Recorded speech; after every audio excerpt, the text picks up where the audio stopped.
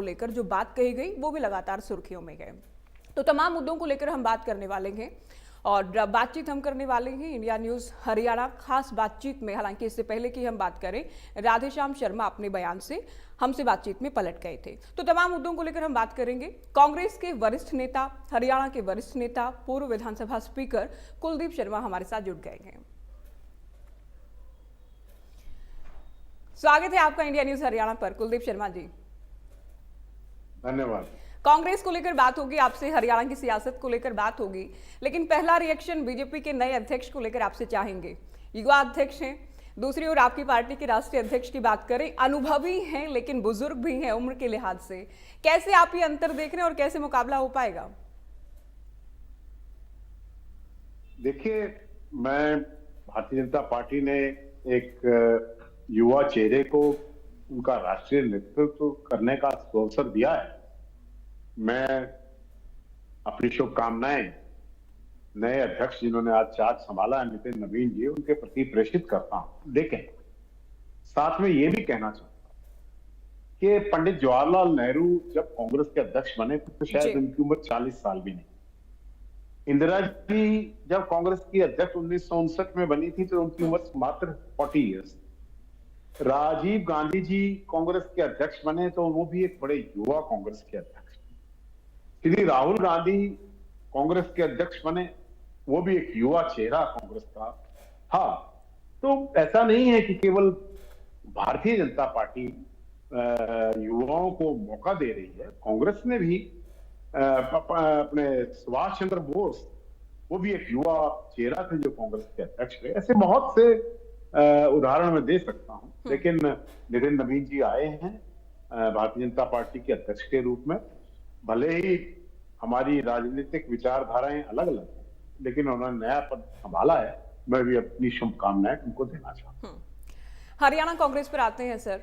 आप कई बार 2005 की कांग्रेस को याद करते हैं, कैसे 67 से 40 पर आए, 15 पर आए, 31 पर आए, उसमें से भी 2 माइनस हो गए चुनाव आते आते, और अब 37 सीटें आई हैं। तो कैसे 37 से 67 का ये सफर कांग्रेस तय करेगी? और चुनाव क्योंकि काफी दूर हैं, करीब 1 साल हुआ है सत्ता गठन को, चुनाव हुए। क्या आप लग रहा है कि जो ट्रेनिंग कैंप चल रहे हैं या तमाम जो प्रयास किए जाते हैं संगठन गठन के भी, ये जो लंबा सफर है, ये लंबा अंतर के तय हो पाएगा 37 से 67 वाला? देखिए, आपका प्रश्न 2 भागों में है, मैं 2 ही तरीके से इसके उत्तर दूंगा। पहला प्रश्न ये है कि मैंने बात की थी कल भिवानी में जी कि हमें दोबारा 2005 की कांग्रेस का निर्माण करना होगा, जो कि एक फूलों के गुलदस्ते की तरह थी, जिसमें सभी प्रकार के फूल थे, सभी प्रकार की सुगंध थी। आप देखते थे कि पंजाबी वर्ग, ब्राह्मण वर्ग, बनिया वर्ग, हमारे गुर्जर भाई, ओबीसी, सैनी और हमारा अहिरवाल की सारी सीटें हमारी कांग्रेस की आई थी। और मैं कहना चाहता हूं कि शेड्यूल कास्ट में सब में समर्थन था कांग्रेस का, एक 2005 की कांग्रेस। उस समय भजन लाल जी थे, पंडित चिरंजी लाल जी थे, शैलजा जी थी, अवतार सिंह भडाना जी थे, जिंदल साहब थे, और भूपेंद्र सिंह हुड्डा जी थे, मुख्यमंत्री बने। और हमारी और भी बहुत से, चाहे वीरेंद्र सिंह थे, पंडित विनोद शर्मा थे, और सरदार हरपाल सिंह थे, लक्ष्मणदास अरोड़ा जी थे, बड़े चेहरे, एसी चौधरी जी, मांगेराम गुप्ता जी, ऐसे बहुत बड़े बड़े चेहरे कांग्रेस के अंदर थे। और उसमें आप देखते थे कि सभी वर्गों का, सभी जातियों का एक मिश्रण 2005 में दिखाई देता था। और हमें सत्ता प्राप्त की 67 सीटें, जो हरियाणा के इतिहास में पहली बार कांग्रेस ने प्राप्त की थी, वो उस समय आई। लेकिन मैंने देखा कि 2009 में हम वो नहीं कर पाए जो हम 2005 में कर पाए। हाँ। अगर उसके कारणों की जांच की जाए तो उसमें, अब ये आपने पूछा आगे करना क्या चाहिए, क्योंकि मैंने कहा है कि 2005 वाली कांग्रेस का स्वरूप बनाना होगा, तभी हम सत्ता में आ पाएंगे कंफर्टेबली। तो उसके लिए हमें उन सभी वर्गों को जो किन्हीं कारणों से, किसी व्यक्तिगत कारण से, किसी व्यक्तियों की वजह से, किसी व्यक्ति की नीतियों की वजह से, हमारे अपनी कमियों से कांग्रेस से दूर हो, जो मैं आपको एक उदाहरण देना चाहता हूं कि जितनी भी हरियाणा की पंजाबी सीट थी सब कांग्रेस को जाती थी। हाँ। एक बहुत बड़ा ब्राह्मण नेतृत्व कांग्रेस में रहता था, गुर्जरों का नेतृत्व रहता था, राजपूतों का रहता था, अहीर यादवों का रहता था, शेड्यूल कास्ट का रहता था, बैकवर्ड क्लासेस का, ओबीसी का विशाल नेतृत्व का एक चेहरा था कांग्रेस का। उसमें उसको दोबारा हमें वापस लाना होगा। वो अगर वापस आ गए, उसके लिए अगर प्रयत्न किए गए, तो मैं समझता हूं हम फिर 2005 वाली कांग्रेस बनाकर आगे बढ़ सकते हैं। दूसरा ये था, देखिए चिंता का विषय है कि हम 4 बार से अपने बल पर बहुमत नहीं ले पाए। बिल्कुल। ये अगर इसकी चिंता नहीं करेंगे तो भविष्य का निर्माण कैसे होगा? अगर इसके कारणों की जांच नहीं होगी तो हम आगे कैसे बढ़ेंगे? तो इस बात का विश्लेषण पार्टी स्तर पर अनेकों बार हुआ है, और इसीलिए मैं मुखर होकर, चाहे लोगों को मेरी बात पसंद ना आए, लेकिन मुखर होकर पार्टी के हित की बात आपके माध्यम से पहुंचाता हूं। हमें 2005 की कांग्रेस चाहिए और हम सत्ता में आ जाए। हाँ। एक बात देखिए, दूसरा ये ट्रेनिंग कैंप चल, ट्रेनिंग कैंप अपने आप में बड़ी महत्वपूर्ण घटना है कांग्रेस। कारण ये है कि हमारे 33 जिला के अध्यक्ष तकरीबन नए युवा चेहरे बने, उनको पार्टी को कैसे लेकर, क्योंकि कटिंग एज पर तो जिला कांग्रेस कमेटी रहती है, ब्लॉक कांग्रेस कमेटी रहती है, तो उनका आज की विषयात्मक स्टडी या आजकल क्या विषय, किस प्रकार से हम भारतीय जनता पार्टी को घेर सकते, किस प्रकार से उन मुद्दों को लेकर जनता के बीच में जा सकते हैं, जिसकी वजह से देखिए भारतीय जनता पार्टी तो धूल झोंक रही है, जनता की आंखों में हो कुछ नहीं रहा है, विकास कहीं दिखाई नहीं दे रहा है, रोजगार की कितनी कमी है, कानून व्यवस्था का बुरा हाल। लेकिन इन विषयों से भारतीय जनता पार्टी लोगों का ध्यान हटा देती है, और कांग्रेस का काम है कि इन्हीं विषयों पर, इन्हीं मुद्दों पर जनता का ध्यान अपनी ओर आकर्षित करें, मुद्दों की ओर आकर्षित करें। उसके लिए ट्रेनिंग कैंप बड़ा जरूरी था। बड़े अनुभवी लोगों ने इस ट्रेनिंग कैंप में अपना योगदान दिया है। निश्चित रूप से जब जिला अध्यक्ष यहां से रिफ्रेश होके आएंगे, यहां से एक फर्बेस्ड और रीफर्निश्ड कांग्रेस होकर निकलेगी, और यही जिला अध्यक्ष और हमारे आगे आने वाले ब्लॉक अध्यक्ष भारतीय जनता पार्टी के खिलाफ संघर्ष में एक मुद्दों को साथ लेकर इस ट्रेनिंग कैंप से, ये एक बहुत बड़ा लाभ कांग्रेस को हुआ है। बिल्कुल कुलदीप शर्मा जी, सालों से हमने देखा कोई भी प्रदेश अध्यक्ष आया हो, अध्यक्ष आए, प्रभारी आए, संगठन गठन की बातें हुई, गुटबाजी खत्म करने की बात हुई, कामयाबी नहीं मिल पाई। संगठन सृजन के माध्यम से जिला अध्यक्ष मिले हैं। आपको लग रहा है कि मजबूती मिलेगी जब आप लोग संगठन मजबूत होगा, ग्राउंड पर मजबूत होंगे, ग्रास रूट पर काम करेंगे, तो मजबूती से बीजेपी का मुकाबला कर पाएंगे चुनावी लिहाज से? इसके देखिए, हमारा मुकाबला एक ऐसे संगठन से है जो पन्ना प्रमुख के लेवल तक अपने आप को क्लेम करते हैं। बिल्कुल। जो जिनका संगठन जमीनी स्तर पर वो क्लेम करते हैं, वो ऐसा उनका मानना है कि है। हमारा भी, कांग्रेस का भी जमीनी संगठन हुआ करता है। हर गांव में कांग्रेस के कार्यकर्ता थे, हर वर्ग में। लेकिन हुआ ये कि 12 साल तक कांग्रेस का कोई संगठन नहीं, इससे लोग बिखरे। इस बात को अगर हम दोबारा जोड़ने की बात करेंगे तो बिखरने की बात करनी है। इस बिखरे हुए संगठन को दोबारा एकत्रित कर हमें उस कांग्रेस का निर्माण करना है जो भारतीय जनता पार्टी की जाति बल, बाहुबल और धन बल, तीनों बलों मुकाबला कर सके। उसके लिए कांग्रेस को ग्रामीण स्तर पर, बूथ स्तर पर हर व्यक्ति के इन टच आना होगा। बिल्कुल। और हम भारतीय जनता पार्टी को, मुद्दे बहुत हैं, उन मुद्दों के बल पर, अपनी मेहनत के बल पर, और अब हमारे नए ऊर्जावान जिला अध्यक्षों के बल पर जो ट्रेनिंग से बाहर आए, तो हम एक बड़ा संघर्ष मुद्दों के साथ बीजेपी के खिलाफ छेड़ेंगे और हम कामयाब होंगे। जब आप मुद्दों की बात कर रहे हैं, वीबी जी राम जी, क्या परेशानी और क्या परहेज है कांग्रेस को इस बदलाव से? देखिए, दो है। एक तो जब आप एक इतना बड़ा, देखिए मनरेगा जैसा, ये विश्व का सबसे बड़ा एम्प्लॉयमेंट प्रोग्राम था जो कांग्रेस ने दिया। अब आप उसको बदल रहे हैं, उसका फॉर्मेट बदल रहे हैं, उसके रूल्स बदल रहे हैं, नया एक्ट लेके आ रहे हैं, उसको समाप्त कर रहे हैं। तो आपको विपक्ष को कॉन्फिडेंस में लेना चाहिए। चलो आप पार्लियामेंट में ले आए तो सब्जेक्ट कमेटी में इसको भेजना चाहिए था, ताकि इस पर एक डिटेल्ड आर्गुमेंट सभी दलों के सम्मिश्रण से बन सके। ये एक राष्ट्र हित का मुद्दा हो सकता है, लेकिन इसको कंट्रोवर्सी में डाल दिया बीजेपी। दो तरीके से कंट्रोवर्सी में चला गया। एक तो महात्मा गांधी जी का नाम इससे हटाने की आवश्यकता है। अब झगड़ा इस बात का थोड़ी है कि राम का नाम बड़ा है कि महात्मा गांधी का नाम बड़ा है।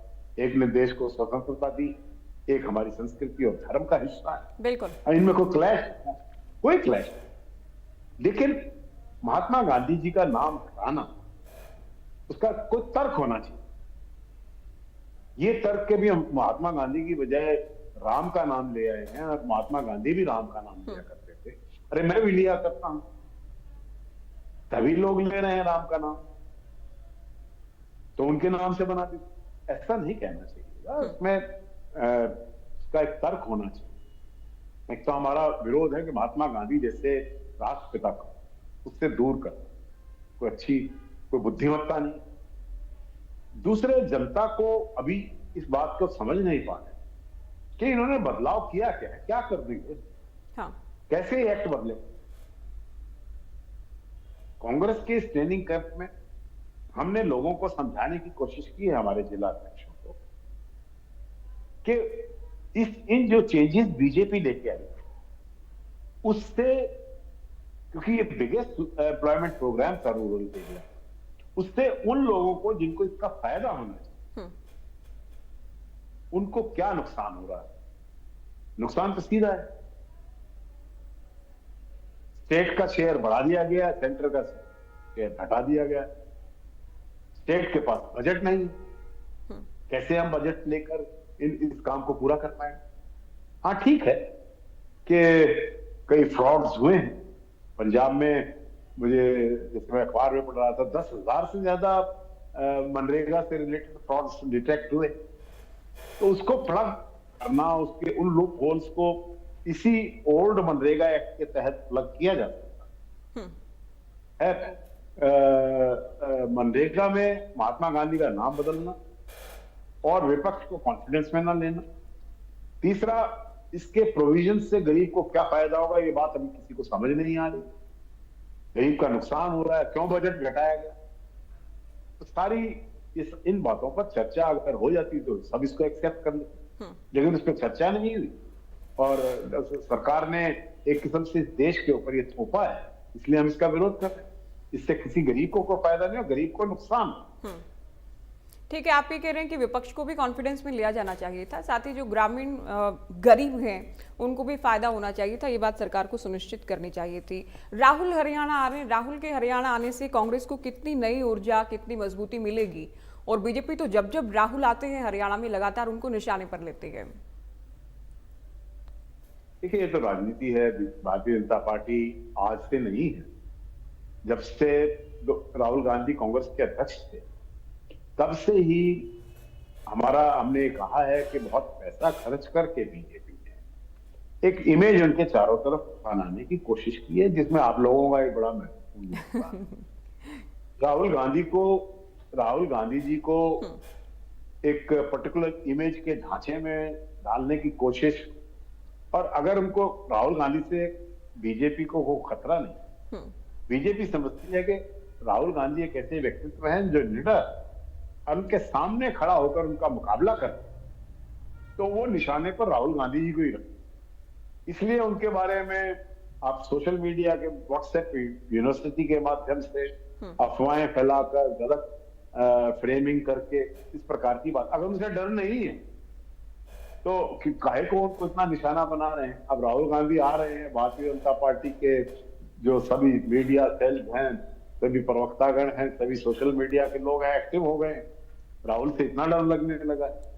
देखिए, राहुल गांधी कांग्रेस के प्रेरणा स्रोत हैं, वो शहीद ज़ादे हैं। उन्होंने कांग्रेस का नेतृत्व किया है और उनकी एक सोच व्यापक है। और आज के संदर्भ में मैं समझता हूं कि जब देश युवाओं की ओर देख रहा है तो राहुल गांधी जी का जो दृष्टिकोण है, वो युवाओं के पक्ष में है। वो अनएम्प्लॉयमेंट को अटैक कर रहे हैं, वो देश के लोकतंत्र को बचाने की बात है, हम्म। वो देश के अंदर कानून व्यवस्था की, देश की बिगड़ती अंतरराष्ट्रीय साख की बात है। ये उस तरफ से, उन विषयों से भारतीय जनता पार्टी ध्यान भटकाकर राहुल जी के बारे में जो इमेज बनाने की कोशिश करती है उस काम पर लग जाते हैं, क्योंकि उन्हीं से खतरा लगता है। राहुल जी आएंगे ट्रेनिंग कैंप में, निश्चित रूप से जैसे भारत जोड़ो यात्रा के माध्यम से कांग्रेस का सृजन हुआ था, और जब हम अपनी पार्टी का सृजन कर रहे हैं, तो राहुल जी के आने से जहां हमारे जिला अध्यक्षों को और उनके माध्यम से आगे नेक्स्ट कैडर्स को ऊर्जा मिली, उससे जो लाभ मिले, और जो राहुल गांधी जी का वर्ल्ड व्यू है, जो राहुल गांधी जी की लीनी सोच है, उससे हमारे कार्यकर्ता और जिला अध्यक्ष अवगत होंगे, उससे बहुत बड़ा लाभ होगा। ट्रेनिंग कैंप के बाद मैं समझता हूं एक प्रेरणादायी, ऊर्जावान और एक नई निखरी हुई कांग्रेस लोगों के बीच में उभर कर आई। जी, देखिए आप मीडिया को लेकर बात कर रहे हैं। इंडिया न्यूज़ तो इस बात को सुनिश्चित करता है कुलदीप शर्मा जी कि हम हर एक पक्ष दिखाएं लोकतंत्र में, क्योंकि विपक्ष की भी बड़ी भूमिका है। हम कांग्रेस के भी तमाम नेताओं से बात करते हैं, राहुल गांधी से जुड़ी खबरों को भी दिखाते हैं। जब कांग्रेस की मजबूती की बात, जी निश्चित रूप से एक बड़ा निष्पक्ष चैनल है और इसकी अपनी प्रतिष्ठा है। मैं तो जब ये कहा कि आप लोगों के माध्यम से, तो उसमें बहुत से ऐसे लोग भी तो हैं जो ऐसा नहीं करते हैं, जो इंडिया न्यूज करता है, तो आपकी निष्पक्षता पर किसी को कभी संदेह नहीं रहा। जी शुक्रिया। आप किसी की अपनी मजबूरियां हो सकती हैं, हमारी नहीं है। अच्छा शर्मा जी, जब कांग्रेस की मजबूती की बात होती है तो जब एकजुट नहीं होंगे तो मजबूत कैसे हो पाएंगे? एक यात्रा हरियाणा में चल रही है, सद्भाव यात्रा, आप भी उसका हिस्सा बने थे। ब्रिजेंद्र सिंह यात्रा लेकर चल रहे हैं, दूसरे अलग अलग गुट हैं जो कहते हैं ये तो व्यक्तिगत यात्रा के। तो इसमें लोगों में एक संदेह की स्थिति पैदा होती है कि कांग्रेस करना क्या चाह रही है आखिर हरियाणा में। देखिए ऐसा है कि अपने अपने स्तर पर अगर कोई व्यक्ति कांग्रेस को मजबूत करने के लिए कदम बढ़ाता है, मैं तो उसका स्वागत करता हूं। कांग्रेस को चंद मुट्ठी भर लोग नहीं चलाएंगे, ये किसी की बापौती नहीं, बिल्कुल, ये कोई फीफडॉन नहीं, ये किसी की कोई हेरिटेज नहीं आ रही। कांग्रेस को अंदर बहुत ऐसे लोग जो कांग्रेस के अंदर अनेकों तरीके से भारतीय जनता पार्टी का विरोध कर सकते हैं, लेकिन जिस विषय को लेकर श्री ब्रजेंद्र सिंह हरियाणा में जा रहे हैं, ये यात्रा के ऊपर प्रश्न चिन्ह लगाया जा रहा है। क्यों लगाया जा रहा है? जो लोग ये कह रहे हैं कि भाई ये आधिकारिक यात्रा नहीं है। देखिए, ना तो उस समय प्रदेश अध्यक्ष के पहले के श्री नरेंद्र सिंह राव के आने से पहले का ये उन्होंने अपनी यात्रा घोषित कर, फिर उनका कहना है राहुल जी से मिलकर आए। क्या राहुल जी के नॉलेज में नहीं है? अगर राहुल जी के नॉलेज से या उनसे बात करके या उनके नोटिस में लाकर अगर ये यात्रा की जा रही है, जैसे ब्रजेंद्र सिंह ने पूछा कि राहुल जी ने उनसे पूछा भी था कि कौन कौन लोग नहीं आ रहे हैं जी, तो ये इस प्रकार की दुर्भावना यात्रा के प्रति नहीं रखनी चाहिए। ब्रजेंद्र सिंह वो काम कर रहे हैं जो करना चाहिए। देखिए 2016 में हमारी सद्भावना हरियाणा की बिगड़ी, इसको क्यों नहीं स्वीकार करते? और अगर इसको स्वीकार नहीं करेंगे तो इस यात्रा का क्या महत्व है? बिगड़ी थी, किन्होंने बिगाड़ी, कौन थे इसके पीछे, वो बात में मैं नहीं जानता, उस पर फिर कभी बात नहीं। लेकिन अगर कोई व्यक्ति अपने स्तर पर यह प्रयत्न करता है कि समाज जुड़ा रहे, जो हमारे बीच में मन मुटाव या दुर्भाव किसी प्रकार से 2016 में पैदा हो गया था, वो खाई खत्म होनी चाहिए, समाज को एक बार फिर से जोड़ना चाहिए, तो ऐसे व्यक्ति का समर्थन करना चाहिए। पता नहीं क्यों विरोध कर रहे हैं, मुझे समझ नहीं। और इसीलिए मैं समर्थन करने गया था कि आई एम कन्विंस्ड कि यात्रा समयात्मक है, विषयात्मक है और इसका बड़ा महत्व। दूसरी बात गुटबाजी पे आपने कही। देखिए, मीडिया में ये कोशिश रहती है कि कांग्रेस की गुटबाजी की चर्चा की जाए और कुछ कांग्रेस के लोग भी मौका ऐसे देते ऐसे हैं। ऐसे मौके दे देते हैं। लेकिन मैं समझता हूं कि कांग्रेस में कुछ लोग ऐसे हैं जिनका अपना अपना ऊर्जा का क्षेत्र है, अपना अपना प्रभाव का क्षेत्र है, अपने अपने प्रभाव के वर्ग हैं। हमें उन सबके महत्व को पहचानना चाहिए। इसीलिए तो मैं 2005 की कांग्रेस की बात करता हूं कि सब लोगों को ये गुटबाजी नहीं है, ये व्यक्तिगत आकांक्षाएं हो सकती हैं, लेकिन आरोप और प्रत्यारोप की राजनीति नहीं होती। बिल्कुल, ऐसा मेरा मानना है। कांग्रेस में कोई गुटबाजी नहीं, सभी हमारे सम्मानित नेता हैं। आपको बोलो किसको नेता मानना है, मैं उसको मानने के लिए तैयार हूं। लेकिन मेरी समझ में हमारी नेता सोनिया गांधी हैं, राहुल जी हैं, प्रियंका जी हैं, खड़गे साहब हैं, हमारे अध्यक्ष हैं, ये हमारे नेता हैं। सारे देश के कांग्रेसजनों के नेता ये लोग हैं। अब कोई और आदमी कहे कि मैं नेता हूं, मुझे मानो नेता, तो वो बात तो मुझे स्वीकार्य नहीं है। हम उनका सहयोग करने के लिए, हम उनके साथ कंधे से कंधा मिलाकर चलने के लिए तैयार, हम उनके नीचे काम करने के लिए तैयार, हम उनकी सोच का समर्थन करने के लिए तैयार। लेकिन ये कि भी नेता सोनिया गांधी, राहुल जी, प्रियंका जी और खड़गे जी के अलावा हम कांग्रेस का किसी को अपना नेता माने, ये बात हमें स्वीकार्य नहीं है। हमारे नेता वही हैं, वही हमारे आदर्श। अब ये संघर्ष चलेगा और इसी संघर्ष में तो हमने सत्ता खोई। क्यों नहीं इस वास्तविकता को स्वीकार करते हैं? बिल्कुल, कि ये व्यक्तिगत आकांक्षाएं और व्यक्तिगत एम्बिशन हमारी कांग्रेस को इस स्थिति में लाकर खड़ा कर दिया है कि हमारी सरकार आते आते हमारी सरकार नहीं आ पाई। हम ऑलमोस्ट डोर स्टेप से वापस गए। क्यों लोगों का इतना वो हो गया था, अभिमानित हो गए थे, अपने आप में इतना केंद्रित क्यों हो गए थे लोग? क्यों नारे लग रहे थे व्यक्तिवाद? क्यों नहीं कांग्रेस की बात की कि कांग्रेस की सरकार आएगी? ये सब बातें चर्चा का विषय है और यही कारण है इन चर्चाओं को करने। किसी को किसी का डर है, किसी को किसी का डर है। बिल्कुल। और देखिए, आपने शुरुआत में आपने कहा कि आप मुखर होकर बोलते हैं, आपकी अच्छी बात है ये, क्योंकि बहुत सारे नेताओं को तो हम देख रहे हैं जिनकी अगुवाई में चुनाव लड़ा जा रहा था, कुलदीप शर्मा जी, वो जिम्मेदारी लेने को ही तैयार नहीं। जीत का क्रेडिट लेने को सभी तैयार हैं, लेकिन हार की जिम्मेदारी नहीं लेनी है। चलो देखो, ऐसा है, कोई जिम्मेदारी लेना नहीं, हार की जिम्मेदारी मैं ले लेता हूं, राहुल जी ले लेते हैं। अरे भाई, आप हार की जिम्मेदारी से इसलिए बच रहे हैं कि आप आंकड़ों के खेल में कांग्रेस को फंसा रहे हैं। इतने परसेंट वोट आ गई, इतनी आ गई, उतनी आ गई, वो छोड़िए इस बात को। हमारी सरकार नहीं बनी, we could not make a strategy. हम एक होकर नहीं चल पाए। हमारा एक स्वरूप, एकात्मक कांग्रेस नहीं दिखाई दी। इस बात को स्वीकार करिए ना आप, फिर आगे बढ़िए। इसको स्वीकार करोगे तभी तो मतभेद दूर हो, इसको स्वीकार करोगे तभी तो आगे की नीति बने। वो उस बात पर तो आते नहीं है। एक दूसरे, मैं किसी ऊपर दोषारोपण नहीं करना चाहता, लेकिन जिनके पास सब कुछ हो, सब कुछ वही करने वाले हो और फिर वो उसका दोष वो ना लें। अभी देखिए, आपने आपके टेलीविजन पर भी देखा, मैंने और चैनल्स पे भी देखा कि स्थानीय निकाय चुनाव हो रहे। हाँ।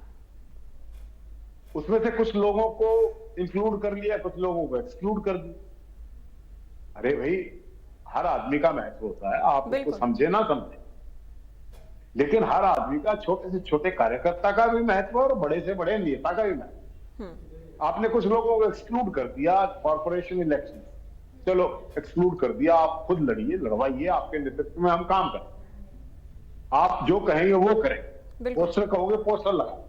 लेकिन अगर आपकी बात नहीं बनती है तो जिम्मेदारी कौन लेगा? अगर कांग्रेस इतना बड़ी जिम्मेदारी से ये ड्यूटीज बांट रही है, जो लोग बांट रहे हैं, उनसे मैं कहना चाहता हूं कि डोंट एक्सक्लूड एनीवन। सबको साथ लेके चले, बिल्कुल। फायदा होगा पार्टी। जिनको फ्री हैंड दिया गया उनकी जिम्मेदारी थी कांग्रेस का हाथ मजबूत करने की। आपको लेकर भी, क्योंकि बहुत सारे नेता, कुलदीप शर्मा जी आपने शुरुआत में भी जिक्र किया कि एक बहुत प्यारा गुलदस्ता थी कांग्रेस 2005 में, इतिहास बनाया कांग्रेस ने हरियाणा में, बहुत सारे लोग कांग्रेस को छोड़ छोड़कर चले गए। आपको लेकर भी अभी हाल ही में हमने बयान सुना कि आप इनेलो में जाना चाहते हैं। एक नेता का कोई विचार विमर्श हुआ कि आपको सुझाव दिया गया कि, हालांकि बाद में वो खंडन कर चुके हैं इस बात का कि ऐसा नहीं हुआ, सफाई दे चुके हैं। क्या कहेंगे आप? देखिए, जब भी कोई चुनाव आता है, अभी तो कोई चुनाव नहीं हो रहे हैं, ये तो बड़ी स्ट्रेंज न्यूज है मेरे, तो मेरे बारे में अफवाहें फैलाई जाती है तो कुलदीप शर्मा जी छोड़ के जा रहे। चलो, ये बात तो मैं जरूर कहना चाहूंगा, कांग्रेस में कुछ लोग हैं जो कांग्रेस के सर्वे सर्वा बने हैं, वो चाह रहे हैं कि एक साफ बोलने वाला आदमी कांग्रेस में ना रहे, और बड़े नीतिगत तरीके से लोगों को एक्सक्लूड किया जा रहा है, बाहर निकाला जा रहा है, उनकी पार्टिसिपेशन को घटाया जा रहा है। इससे साजिश, इसके पीछे एक साजिश, ये ऐसे ही नहीं हो साजिश है। देखिए, पंडित विनोद शर्मा जी ने कांग्रेस क्यों छोड़ी? अरविंद शर्मा छोड़ गए, और कितने ही नाम मैं ले सकता हूं। अब हालात में ये हालात बने हैं कि वो भिवानी से चले गए वासु जी, ये राधेश्याम जी चले गए, ये शर्मा जी, ये क्या हो रहा है? हाँ, ऐसे लोगों को टारगेट किया जा रहा है, खास विशेष वर्ग के लोगों को, विशेष वर्ग के लोगों द्वारा ऐसे हालात बनाए जा रहे हैं। ऐसे हालात तो हमारे लिए बनाने की कोशिश हो रही है, लेकिन हम कांग्रेसी, हमारे अंदर कांग्रेस है, कुछ लोग कांग्रेस में हैं, और जो लोग कुछ कांग्रेस में हैं वो हमें कांग्रेसी मानने के लिए तैयार नहीं, क्योंकि उनकी जय बोलोगे तो हम कांग्रेसी हैं, उनकी जय नहीं बोलेंगे तो हम कांग्रेस में ही नहीं है। इसलिए इस प्रकार की अफवाहें फैलाई जाएंगी। मैं राधेश्याम शर्मा जी की बात का जवाब इसलिए नहीं देना चाहता हूं कि उन्होंने खुद ही अपनी बात का खंडन कर दिया, उन्होंने खुद ही कह दिया, जोश में मुंह से निकल गई, उन्होंने खुद ही कह दिया कि भी मेरी तो कुलदीप शर्मा जी से कोई बात नहीं होता, हेलो हेलो करता रहेगा। किससे हेलो कर रहे थे, क्या कह रहे थे, क्या नहीं कर, उनकी बात का स्पष्टीकरण आने के बाद, खंडन आने के बाद, उनकी इस बात की माफी मांगने के बाद, जोश में मेरे से गलती हो गई, उस पर मैं और ज्यादा क्या। हाँ, इस प्रकार की अफवाहें फैलाते रहेंगे, बहुत लोग हैं ऐसे पार्टी के अंदर जो हमारे और हमारे वर्गों के लोगों को पार्टी से निकाल देना चाहते, कब्जा करना चाहते, लेकिन हम निकलेंगे नहीं जब तक नेहरू परिवार इस कांग्रेस का देख रहा है, तब तक बने रहेंगे। इस कांग्रेस को हमें कोने में लगा, कांग्रेस के अंदर कोने में लगाया जा रहा है, लेकिन इसके परिणाम भी कोई भुगतने के लिए तैयार है कि नहीं है? बिल्कुल। इसका क्या परिणाम होगा? कोई कुलदीप शर्मा को ये समझे कि हरियाणा के कांग्रेस के और विशेष वर्ग के अंदर कोई महत्व नहीं रखता है, तो उसकी अपनी गलतफहमी हो सकती है। ऐसे व्यक्ति अपने वर्ग में अपना महत्व खो चुके हैं। बिल्कुल। और जब टेस्टिंग टाइम आया था, जब ये दिखाने की कोशिश की थी कि किसका कहां गढ़ है और किस प्रकार से वो गढ़ ढह गए थे, वो मुझे ये ना सिखाएं कि मैं कांग्रेसी हूं कि नहीं हूं। हाँ, इस कांग्रेस के स्ट्रक्चर में आप मुझे पिछले बेंच पे बिठा सकते हैं, बैठ जाऊंगा, लेकिन जिस दिन आपका पिछला बेंच आएगा, मैंने बहुत लोगों को देखा है जो फ्रंट बेंचर थे, ऊपर थे, और फिर बैक बेंचर बने, और ऐसे लोग आज भी हैं। हम पिछली बेंच पे बैठ जाएंगे, चुप भी बैठ जाएंगे, लेकिन इससे कांग्रेस को क्या नुकसान होगा?